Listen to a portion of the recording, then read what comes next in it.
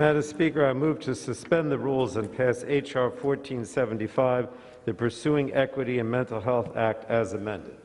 The clerk will report the title of the bill. H.R. 1475, a bill to address mental health issues for youth, particularly youth of color, and for other purposes.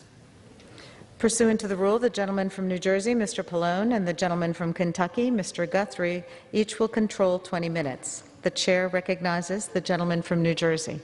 Thank you, Madam Speaker. I ask unanimous consent that all members may have 5 legislative days in which to revise and extend their remarks and include extraneous material on H.R. 1475. Without objection. And, Madam Speaker, I yield myself such time as I may consume. The gentleman is recognized. I rise today in support of H.R. 1475, the Pursuing Equity in Mental Health Act. We have long known that people of color experience inequities in health care in the United States. While we have made progress to close these gaps in recent years, including with the passage of the Affordable Care Act, people of color in America continue to experience inequities in care and worse health outcomes compared to white Americans.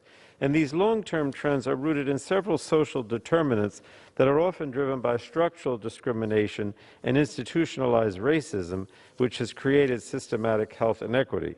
The tragic result of these long-term trends is that people of color are more likely to suffer from underlying health conditions, have a much harder time gaining access to care, and when they do, they are far more likely to experience bias, discrimination, and poor health outcomes.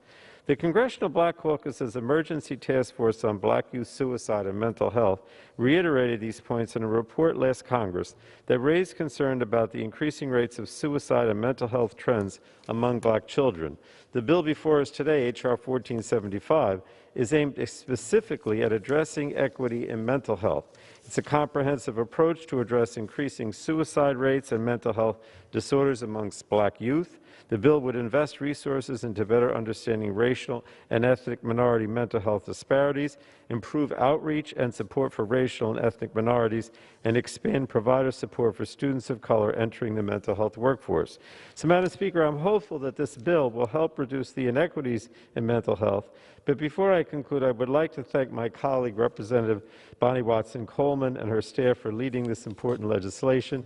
She, of course, is in the district immediately next to me, a longtime supporter of these causes. And so this is a bill that is significant, and I do want to thank the Congresswoman for being the sponsor. I urge my colleagues to support the bill, and I reserve the balance of my time.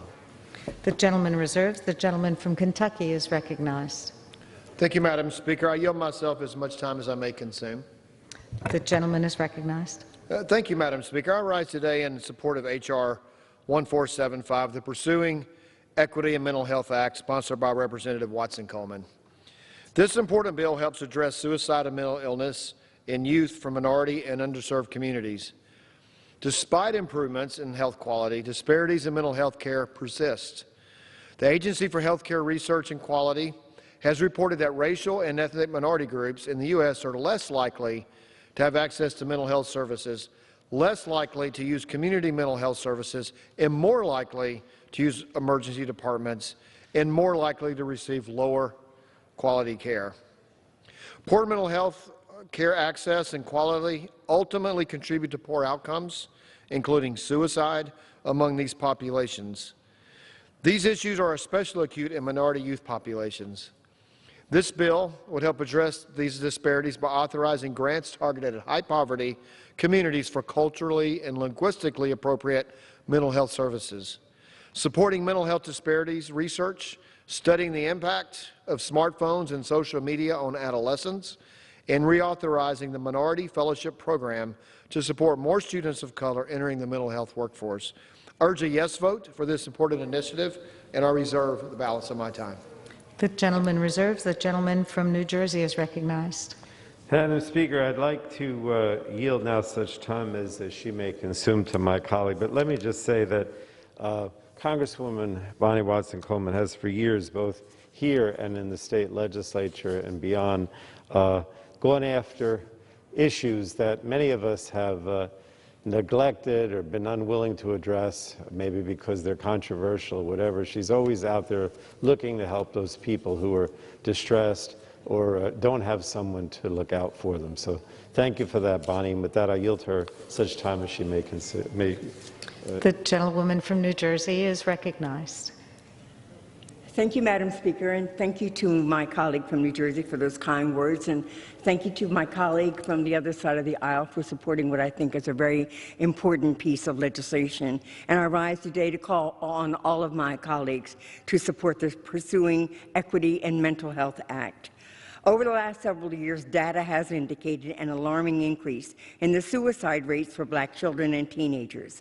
While a recent study has shown that suicide intervention programs, while successful among white, Asian, and Hispanic children, have done little to help African American and Native American youth. 2 years ago, I launched the Emergency Task Force on Black Youth Suicide and Mental Health, sponsored by the Congressional Black Caucus. The task force's report that inspired this bill is an urgent call to action. Every individual, regardless of race, gender, and socioeconomic status, should have access to mental health resources and treatment. This bipartisan bill will provide much-needed grants for culturally competent mental health services, increase funding for the Minority Fellowship Program, and direct research and resources at federal departments and agencies. I basically am echoing what my colleagues have already shared with you. We must pursue this equity in mental health because the systems we have in place simply do not address the mental health needs of all communities.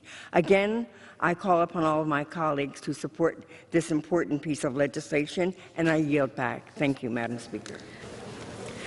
On this vote, the yeas are 349, the nays are 74, two-thirds being the affirmative. The rules are suspended, the bills are passed, and without objection, a motion to reconsider is laid on the table.